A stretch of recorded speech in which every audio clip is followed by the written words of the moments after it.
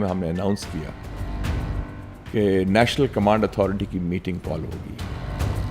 اس سے میرے خیال میں ہلچل مچ گئی. اب کتنی کریٹیکل فیز میں ہم جا چکے ہیں؟ نو وار نو پیس. ہم نے قطر کا بدلہ لے لیا. بالکل. ایک بہت بڑا قرض تھا, ہم نے ود انٹرسٹ ان کو واپس کیا ہے. بھارت اب ایسے مس ایڈوینچر کے لیے کوئی پر تول سکتا ہے, کوئی شرارت کر سکتا ہے؟ حملہ یا جنگ نہیں, گن کرنے کی صلاحیت ہے. یہاں سے جو مات دی گئی اس کے ڈیفنس سسٹم کو بھارت کے, تو بنیادی طور پہ کیا انڈائریکٹلی یا اسرائیل کو مات نہیں تھی؟ اسرائیل واحد ملک ہے جس نے ہندوستان کا ساتھ دیا. اسرائیل کو جو مسلمانوں کی جو فوجی قوت ہے وہ کھٹکتی ہے. ترکی نے جو کمال کیا ہمارے ساتھ, بلینک چیک, اس پہ کھل کے میدان میں آیا اور سپورٹ کیا. کیا صدر ٹرمپ میں یہ صلاحیت ہے کہ کشمیر کا مسئلہ حل کرا پائیں گے, یا انہوں نے صرف حالات کو نارمل کرنے کے لیے ابھی یہ صرف سٹیٹمنٹ دی؟ کیا یہ سیز فائر جو کہ امریکہ کے ثالثی کے نتیجے میں ہوا ہے, یہ کتنی دیر چل پائے گا؟ Ceasefire will hold. یاد رکھیں کہ ٹرمپ جو ہے وہ اس وقت انڈیا کا بھی گاڈ فادر ہے. پہلی مرتبہ ہم نے دیکھا کہ میڈ ان چائنا جو ہے اس کی ساکھ جو ہے دنیا بھر میں بہت اوپر چلی گئی. مغربی ٹیکنالوجی بھی, روسی ٹیکنالوجی بھی چینی ٹیکنالوجی کے سامنے فیل ہوئی. ان کو پہلی دفعہ احساس ہوا ہے کہ چائنیز ٹیکنالوجی, چائنیز سائنس کس حد تک آگے بڑھ چکا ہے. جنگ امریکہ نے ختم کرا دی, کیا خطرہ ابھی باقی ہے سر؟ جنگ تو ہوئی نہیں, جنگ کی کوشش ہوئی تھی جو ناکام بنا دی گئی. السلام علیکم, دنیا پوڈ کاسٹ سے میں ہوں عدیل وڑائچ. پاک بھارت جنگ میں تو پاکستان کو فتح مل گئی, لیکن اگلا مرحلہ بہت کرٹیکل ہے. سفارتی میز پہ, مذاکرات کی میز پہ دونوں ملک جو ہیں بیٹھنے جا رہے ہیں. اس میں پاکستان کے لیے کیا مواقع ہیں, خاص طور پہ کشمیر کا معاملہ, سندھ طاس کا معاملہ جو ہے, اس پہ کیا ہونے جا رہا ہے؟ ہمارے ساتھ موجود ہیں مشاہد حسین سید صاحب. بہت شکریہ سر, آپ نے جوائن کیا. سر یہ بتائیے کہ جنگ امریکہ نے ختم کرا دی, کیا خطرہ ابھی باقی ہے سر؟ جنگ تو ہوئی نہیں, جنگ کی کوشش ہوئی تھی جو ناکام بنا دی گئی. اور ناکام امریکہ نے نہیں بنائی, ہماری بہادر مسلح افواج نے بنائی ہے.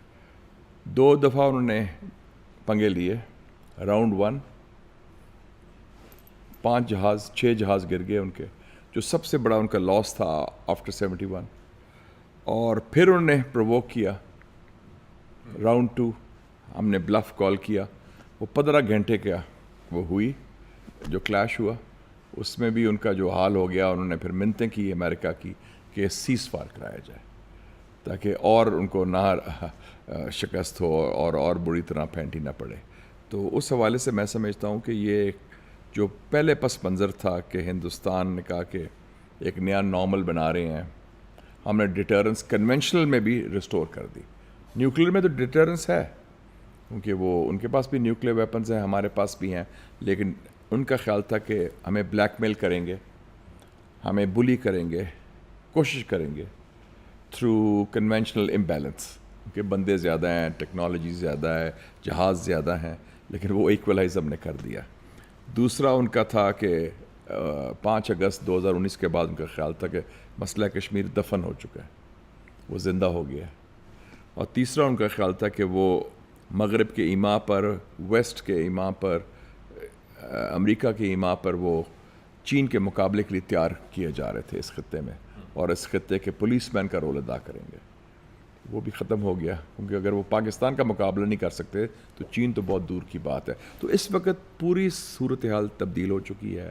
ایک تھرڈ پارٹی نے مداخلت کی ہے, ان کے کہنے پر, ان کی دعوت پر, یونائٹڈ اسٹیٹس آف امریکہ. انہوں نے پاکستان اور ہندوستان کو برابری کا مقام دے دیا ہے, اور انہوں نے کہا کہ مذاکرات کریں بشمول کشمیر کے. تو یہ میرے خیال میں ہماری پاکستان کی بہت بڑی سفارتی, فوجی, سیاسی اور اسٹریٹجک فتح ہے. سر جس معاملے پہ بھارت بات بھی نہیں کرنے کے لیے تیار تھا, وہ 2019 میں چیپٹر کلوز کر چکا تھا, آخر ایسا کیا حالات پیدا ہو گئے کہ اس کو گھٹنے ٹیکنے پڑے؟ کشمیر کے معاملے پہ مودی کو اپنی سیاست داؤ پہ لگانی پڑ گئی. دیکھیں جی، وہ کہتے ہیں کہ کوئی مس کیلکولیشن ہوتی ہے، اس مس کیلکولیشن کے جو نتائج ہوتے ہیں ان کے کنٹرول میں نہیں ہوتے. ان کا خیال تھا کہ ہم بڑی طاقت ہیں، پاکستان کے اندر اس طرح شاید حالات ان کے خیال کے مطابق نہیں تھے. ان کا خیال تھا کہ ہمارے پاس شاید وہ ہمت، صلاحیت، قوت اور نیت نہیں ہے کہ ہم ان کی جارحیت کا جواب دے سکیں.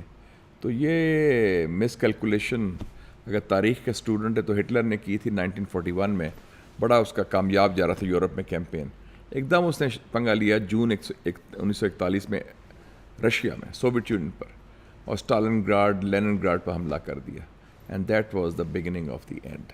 تو اس قسم کے میرے خیال میں جو ان کے نتائج وہ تھے. اور ان کا ایک اور مفروضہ تھا پاکستان کے علاوہ کہ امریکہ اور مغرب ان کا ساتھ دے گا. چونکہ ان کے بیانیہ جھوٹ کی بنیاد پر تھا، حقائق پیش نہیں کر سکے، پروف پیش نہیں کر سکے، تو ان کا بیانیہ بھی نہیں بکا. اور امریکہ میں چونکہ ایک نئی حکومت ہے صدر ٹرمپ کی، جو روایتی اسٹیبلشمنٹ کے نہیں ہیں نمائندے، تو انہوں نے جو سٹینڈ لیا، میں سمجھتا ہوں کہ بہت بڑا سٹینڈ لیا. 5 ملکوں کی ٹیکنالوجیز کی لڑائی تھی، رشیا اور پاکستان کے جنگی ٹیکنالوجی کے ساتھ. اتنی بڑی ان کے لیے سبکی کا سامنا کرنا پڑا. دنیا کی دفاعی انڈسٹری میں کتنا بڑا بھونچال آ چکا ہے اس وقت. لیکن اس میں ٹیکنالوجی صرف نہیں ہے، it's the man behind the gun, the man behind the machine. لیکن آپ کمپیئر کریں 2019 کو، پلوامہ کے بعد ہمارے پاس امریکن ٹیکنالوجی تھی، ان کے پاس وہی جو ان کی ہے. اس دفعہ ہمارے پاس چائنیز ٹیکنالوجی تھی. تو اس کا مطلب ہے کہ ٹیکنالوجی تو اس وقت امریکن تھی، اب چائنیز تھی، ان کے پاس وہی ٹیکنالوجی، ان کے پاس ایڈوانس زیادہ تھی. رافیل بھی تھے اس دفعہ. اور مودی نے کہا تھا 2 مارچ 2019 کو کہ کاش میرے پاس رافائل ہوتے تو یہ حالات نہ ہوتے. تو میں سمجھتا ہوں کہ اس میں ہماری جو ایئر فورس ہے پاکستانی، اس کی پروفیشنلزم، اس کی صلاحیت، پائلٹس کی جو کیپیبلٹیز ہیں، ان کو بھی سلام پیش کرتا ہوں. پھر ضمنی ایک پراکسی جنگ بھی ہوگی. اور آپ دیکھیں کہ جو French technology means NATO technology, اس کا نیٹو کے جہاز ہے نا جی، اور بڑے state of the art mach 5 جسے کہتے ہیں، $300 ملین کا ایک جہاز ہے. پھر رشین ٹیکنالوجی S-400 تو وہ سارا ہم نے کر دیا. پھر ہمارے اپنی انڈیجنسلی ڈیولپڈ، کنسیوڈ، ڈپلائڈ ٹیکنالوجی ہے سائبر وارفیئر کی. تو ایک نیا ایلیمنٹ جو ہے الیکٹرانک وارفیئر، سائبر سپریمیسی ہم نے جو قائم کی، وہ ہماری ایک اپنی ایک ایڈوانس ٹیکنالوجی کی بنیاد پر تھی. تو ہم نے ایک ہول آف سسٹم اپروچ کی. اب جو ماضی کی روایتی جنگ کی طرح نہیں لڑے. تو اس کو تیاری بھی تھی اور اس میں پورا کوآرڈینیشن بھی تھی، اور خاص طور پہ جو فوج اور ایئر فورس کی coordination, it made a big difference. Sir یہ بتائیے کہ اس وقت خطے کے ڈائنامکس کتنے تبدیل ہو چکے ہیں؟ یعنی آج سے 12-15 دن پہلے کا پاکستان اور اس کی چین کے ساتھ دوستی، اس وقت دنیا اس خطے کو کس طرح سے دیکھ رہی ہے؟ دیکھیں جی، 2-3 چیزیں بڑی امپورٹنٹ ہیں. 3 حوالے سے بہت بڑی تبدیلی آ رہی ہے. ایک تو ہندوستان کا جو وقار تھا وہ بہت گرا ہے. پاکستان کا جو مقام تھا وہ بہت اونچا گیا ہے. اور یہ میں کہوں گا کہ 16 گھنٹے میں ہوا ہے. 1 گھنٹہ راؤنڈ 1 اور 15 گھنٹے راؤنڈ 2. راؤنڈ 2 کب تھا؟ 10 مئی کو 2 بجے صبح شروع کیا اور شام کو 5 بجے ختم ہوا. وہ بھی انہوں نے بڑی محنت سماج کی. امریکنز کے ٹیلی فون آئے، مارکو روبیو وغیرہ کے. اور تیسرا جو ہے وہ چائنا ہے.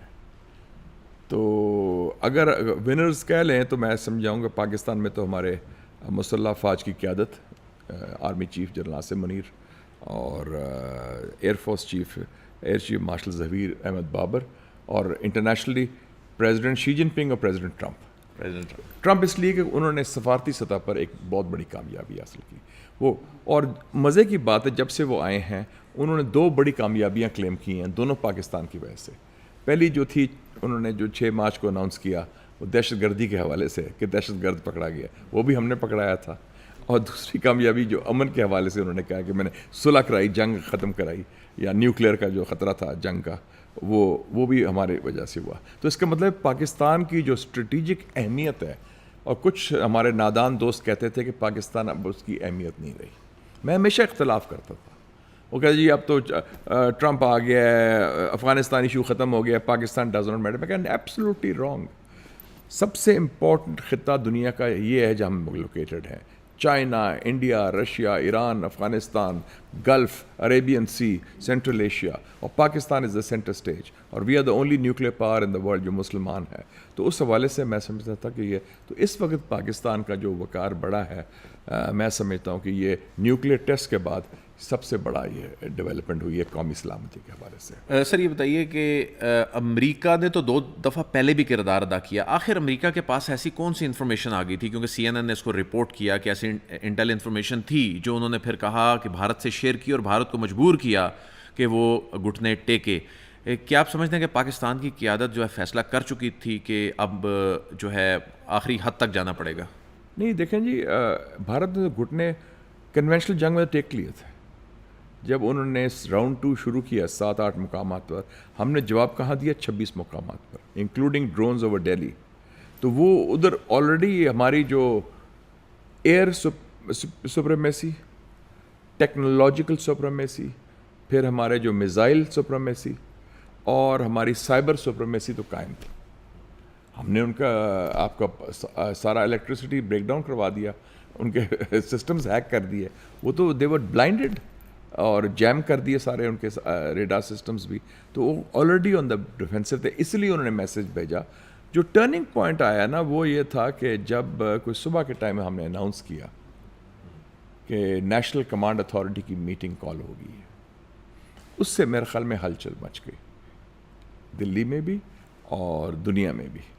اور آپ کو یاد ہوگا کہ جب پلوامہ کے بعد بحران آیا تھا, انڈیا نے حملہ کیا تھا, اس وقت ایک کتاب لکھی ہے ابھی never give an inch, Pompeo جو ان کا جو ان کا وزیر خارجہ ہے امریکہ کا, اس نے کہا ہے کہ مجھے رات کو سشما سوراج کا فون آیا ہے جو وزیر خارجہ تھی 2019 میں. انہوں نے کہا کہ پاکستان نیوکلیئر حملہ کرنے والا ہے. خدا نخواستہ, ہمارا سوال ہی پیدا نہیں تو, نہ نیت ہے نہ ایسا ارادہ ہے, کیونکہ ہم ایک ذمہ دار نیوکلیئر ریاست ہیں.